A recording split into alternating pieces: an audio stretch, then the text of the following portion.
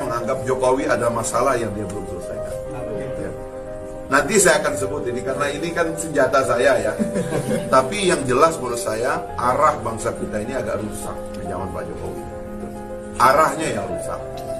Arah ideologinya, arah politiknya, arah ekonominya, arah budayanya itu semua agak rusak gitu loh. Jadi postur dari arah bangsa kita itu menurut saya terjadi pembelokan ya, yang karena itu menurut saya susah memaafkan ke Pak Jokowi. Ini posisi saya, karena itu saya nggak akan mendukung Pak Jokowi. Ya, kalau terpaksa nggak ada yang didukung ya nggak apa-apa.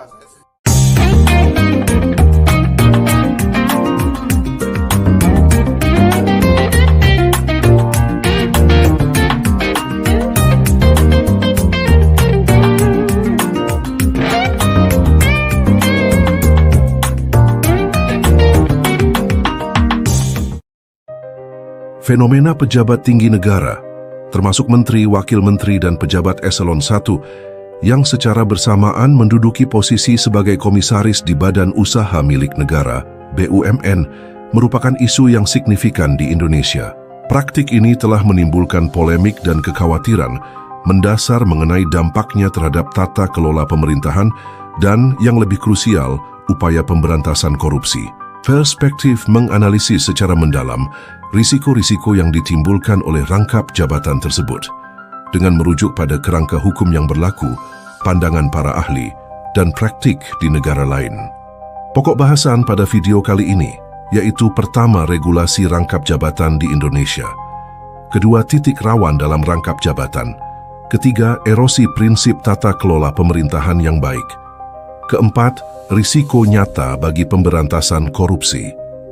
Kelima, perbandingan dengan praktik di negara lain. Keenam, argumen yang bertentangan terkait rangkap jabatan. Ketujuh, rekomendasi perbaikan. Video ini akan diakhiri dengan sebuah epilog yang merangkum semua hal penting. Sebelumnya, siapkan camilan dan kopi untuk mengikuti ulasan tadi. Mari kita ikuti. Untuk memahami risiko rangkap jabatan, penting untuk terlebih dahulu menelaah definisi dan peraturan terkait di Indonesia. Istilah rangkap jabatan merujuk pada situasi di mana seorang individu memegang lebih dari satu posisi dalam institusi atau perusahaan yang berbeda secara simultan. Dalam konteks Indonesia, praktik ini tidak hanya terbatas pada jabatan di dalam pemerintahan, tetapi juga mencakup posisi di perusahaan milik negara atau swasta, serta kepemimpinan dalam organisasi yang didanai oleh anggaran negara. Fenomena ini melibatkan berbagai tingkatan pejabat negara, termasuk menteri, wakil menteri, dan pejabat eselon 1. Kerangka hukum Indonesia secara eksplisit mengatur larangan rangkap jabatan bagi pejabat negara tertentu. Undang-Undang Nomor 39 Tahun 2008 tentang Kementerian Negara secara tegas melarang menteri untuk merangkap jabatan sebagai pejabat negara lainnya, komisaris atau direksi pada perusahaan negara atau swasta, maupun pimpinan organisasi yang dibiayai oleh anggaran negara. Larangan ini bahkan sejalan dengan perspektif siyasah tanfiziyah dalam tata kelola pemerintahan Islam. Lebih lanjut, Mahkamah Konstitusi, MK, telah memperluas cakupan larangan ini hingga mencakup wakil menteri. Putusan MK nomor 80 tahun 2019 menegaskan bahwa larangan rangkap jabatan yang berlaku bagi menteri juga berlaku bagi wakil menteri, mengingat pengangkatan dan pemberhentian keduanya merupakan prerogatif presiden. Tujuannya adalah agar wakil menteri dapat fokus pada tugas-tugas kementerian yang memerlukan penanganan khusus. Meskipun tidak diatur dalam undang-undang yang sama, pejabat eselon 1 juga tunduk pada regulasi yang bertujuan mencegah konflik kepentingan. Undang-Undang Nomor 25 Tahun 2009 tentang pelayanan publik melarang penyelenggara pelayanan publik, termasuk pejabat dan pegawai instansi pemerintah BUMN dan BUMD, untuk merangkap sebagai komisaris atau pengurus organisasi usaha. Selain itu, Peraturan Pemerintah Nomor 100 Tahun 2000 secara eksplisit menyatakan bahwa pegawai negeri sipil yang menduduki jabatan struktural, termasuk eselon 1, tidak dapat menduduki jabatan rangkap, baik struktural maupun fungsional. Peraturan ini bertujuan agar pejabat dapat memusatkan perhatian pada tugas utama mereka dan menghasilkan kinerja yang optimal. Terkait dengan posisi komisaris di BUMN, Undang-Undang Nomor 1 Tahun 2025 yang merupakan amandemen Undang-Undang Nomor 19 Tahun 2003 tentang BUMN melarang anggota direksi untuk merangkap jabatan yang dapat menimbulkan benturan kepentingan. Pasal 27B UU Nomor 1 Tahun 2025 menyatakan bahwa Dewan Komisaris dilarang merangkap jabatan sebagai anggota direksi, Dewan Komisaris, atau Dewan Pengawas pada BUMN lain, anak usaha BUMN dan turunannya, serta badan usaha milik daerah. Pasal tersebut juga melarang perangkapan jabatan Dewan Komisaris dengan jabatan lain sesuai dengan ketentuan peraturan perundang-undangan.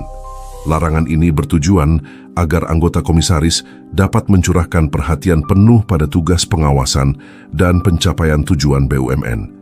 Namun perlu dicatat bahwa terdapat peraturan Menteri BUMN, Permen BUMN, yang memberikan pengecualian terhadap larangan ini dalam kondisi tertentu.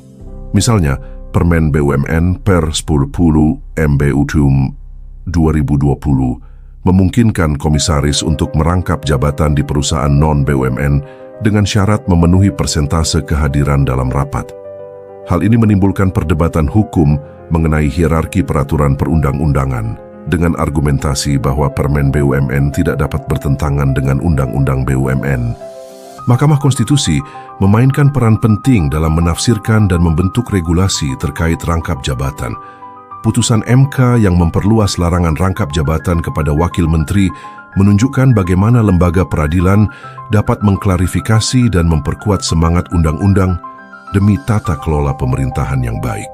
Keputusan ini didasarkan pada kesamaan status antara menteri dan wakil menteri, yang keduanya diangkat dan diberhentikan oleh Presiden. Praktik rangkap jabatan oleh pejabat tinggi negara sebagai komisaris BUMN secara inheren menimbulkan potensi konflik kepentingan yang signifikan. Konflik mendasar muncul ketika seorang pejabat harus menyeimbangkan tanggung jawabnya kepada publik sebagai bagian dari pemerintah dengan kewajiban fidusianya kepada BUMN yang mungkin memiliki prioritas yang berbeda seperti profitabilitas.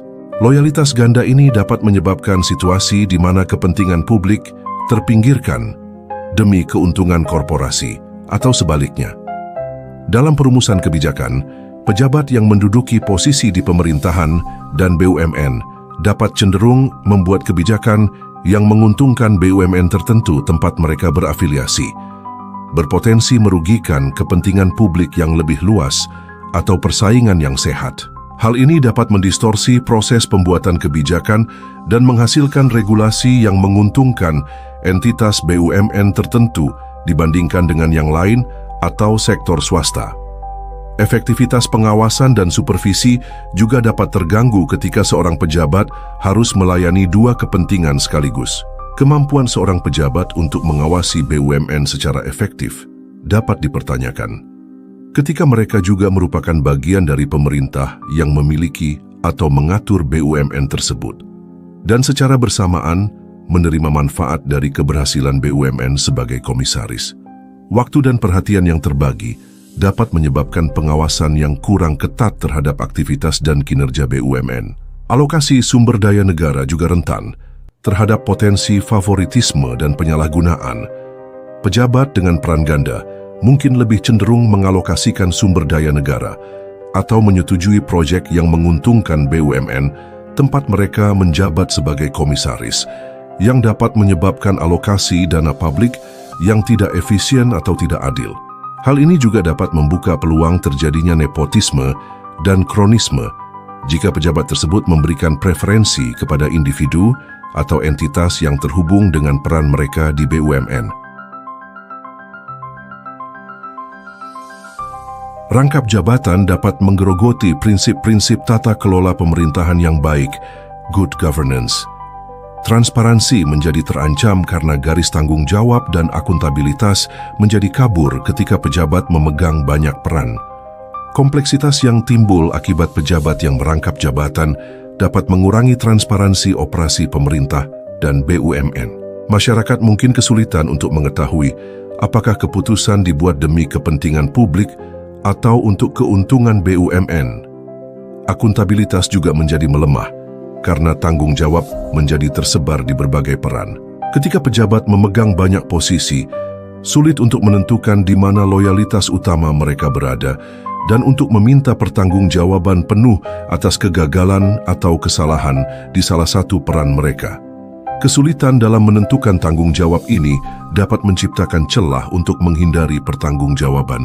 Independensi, yang merupakan prinsip penting dalam tata kelola pemerintahan dan pengawasan bisnis, juga terkompromi ketika individu yang sama menduduki peran di pemerintahan dan BUMN. Keterkaitan ini dapat mengaburkan batas antara regulasi dan kepentingan entitas yang diatur, yang berpotensi menyebabkan kurangnya pengambilan keputusan yang tidak memihak dan terjadinya regulatory capture. Kemampuan pejabat pemerintah untuk secara imparsial mengatur atau mengawasi BUMN tempat mereka juga menjabat sebagai komisaris menjadi dipertanyakan. Risiko rangkap jabatan terhadap upaya pemberantasan korupsi di Indonesia sangat nyata. Mekanisme pengawasan menjadi melemah secara signifikan jika pejabat pemerintah yang bertanggung jawab mengawasi BUMN juga menduduki posisi komisaris di dalamnya. Kemampuan mereka untuk memberikan pengawasan yang tidak memihak dan kritis menjadi terhambat karena adanya potensi konflik kepentingan. Situasi ini dapat menciptakan lingkungan di mana potensi korupsi atau penyalahgunaan di dalam BUMN tidak ditangani secara memadai. Rangkap jabatan juga menciptakan lahan subur bagi kolusi dan nepotisme. Kedekatan hubungan dan kepentingan bersama yang timbul dari peran ganda ini dapat merusak sistem berbasis merit dan menciptakan peluang untuk praktik korupsi seperti pemberian kontrak atau pengisian posisi kunci berdasarkan koneksi pribadi daripada kompetensi. Penegakan hukum dan penjaminan akuntabilitas juga menghadapi tantangan yang lebih besar ketika pejabat tinggi terlibat dalam potensi korupsi akibat rangkap jabatan. Pengaruh dan koneksi yang terkait dengan posisi-posisi ini dapat menciptakan hambatan dalam penyelidikan dan penuntutan yang efektif. Persepsi atau kenyataan adanya pengaruh dari pejabat yang merangkap jabatan dapat menghalangi investigasi yang menyeluruh. Lebih lanjut, maraknya praktik rangkap jabatan, terutama di kalangan pejabat tinggi, dapat menyebabkan normalisasi praktik yang pada dasarnya tidak etis. Ketika para pemangku kekuasaan terlibat dalam praktik semacam itu, hal ini dapat mengirimkan pesan bahwa praktik tersebut dapat diterima. Hal ini dapat mengikis kepercayaan publik terhadap pemerintah dan menciptakan budaya di mana konflik kepentingan dianggap sebagai hal yang wajar, bukan sebagai ancaman terhadap tata kelola yang baik. Normalisasi praktik tidak etis di tingkat atas pemerintahan dapat melemahkan perlawanan masyarakat terhadap korupsi secara keseluruhan. Perbandingan praktik rangkap jabatan di Indonesia dengan negara lain menunjukkan bahwa banyak negara telah menerapkan langkah-langkah yang lebih ketat untuk mencegah konflik kepentingan. Di Prancis misalnya, Undang-Undang Transparansi Kehidupan Publik tahun 2013 menekankan kewajiban pejabat publik untuk menjalankan tugas secara independen, tidak memihak dan objektif, serta mengharuskan pengunduran diri jika terjadi rangkap jabatan. Irlandia Utara memiliki lembaga khusus untuk memeriksa deklarasi konflik kepentingan pejabat publik, memastikan adanya tindak lanjut dan verifikasi. Australia memberlakukan masa tunggu, cooling off period, bagi mantan pejabat publik sebelum mereka dapat kembali bekerja di sektor publik tertentu untuk mencegah potensi pengaruh yang tidak semestinya. Amerika Serikat melalui Clayton Act Section 8 secara langsung mengatur interlocking directorates di perusahaan-perusahaan pesaing untuk mencegah praktik anti persaingan. Pendekatan iSIMS lebih terpusat dibandingkan dengan regulasi Indonesia yang tersebar. Perbandingan ini menunjukkan bahwa Indonesia dapat belajar dari praktik terbaik internasional dalam memperkuat regulasi dan mekanisme pengawasannya terkait rangkap jabatan. Terdapat beberapa justifikasi yang terkadang diajukan untuk memperbolehkan rangkap jabatan, seperti pemanfaatan keahlian pejabat di berbagai bidang dan peningkatan koordinasi antara pemerintah dan BUMN. Argumen lain menyebutkan bahwa penempatan pejabat pemerintah di Dewan Komisaris BUMN memungkinkan pengawasan yang lebih baik terhadap kinerja BUMN agar sejalan dengan tujuan pemerintah. Efisiensi dalam komunikasi dan pengambilan keputusan juga sering disebut sebagai potensi keuntungan dari praktik ini. Namun, argumen-argumen yang menentang praktik rangkap jabatan jauh lebih kuat dan didukung oleh berbagai penelitian dan pandangan ahli. Risiko konflik kepentingan yang melekat, potensi penyalahgunaan kekuasaan, erosi prinsip-prinsip tata kelola yang baik, dan ancaman terhadap upaya pemberantasan korupsi jauh lebih signifikan daripada manfaat yang mungkin diperoleh.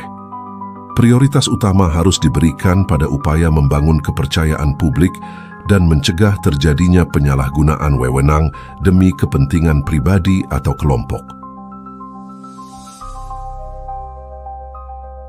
Fenomena rangkap jabatan oleh pejabat tinggi negara sebagai komisaris BUMN di Indonesia merupakan ancaman nyata bagi upaya pemberantasan korupsi.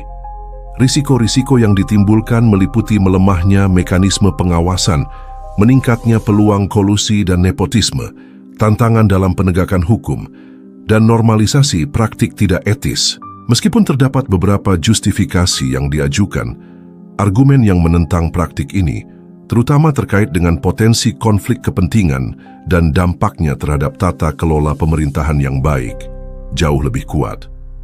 Perbandingan dengan praktik di negara lain menunjukkan bahwa Indonesia memiliki ruang untuk memperkuat regulasi dan mekanisme pengawasannya. Untuk mengatasi masalah ini, beberapa rekomendasi dapat diajukan.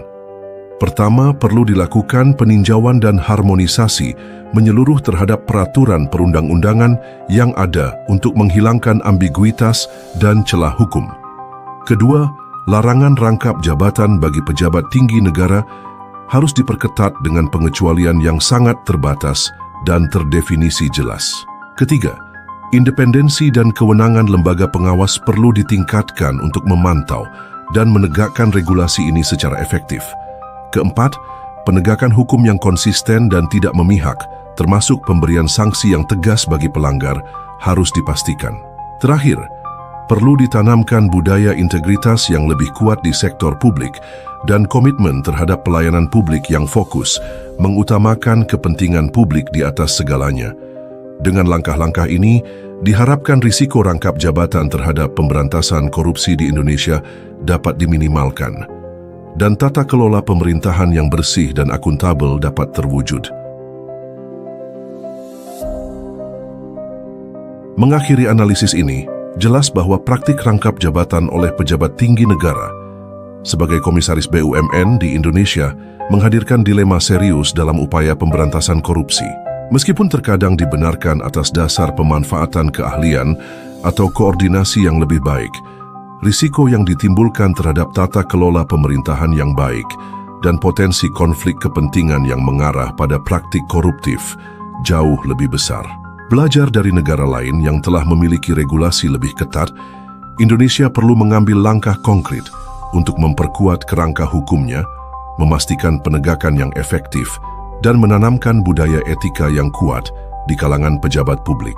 Hanya dengan komitmen yang sungguh-sungguh terhadap prinsip transparansi, akuntabilitas, dan independensi, Indonesia dapat meminimalkan risiko yang ditimbulkan oleh rangkap jabatan dan mewujudkan pemerintahan yang bersih serta terpercaya.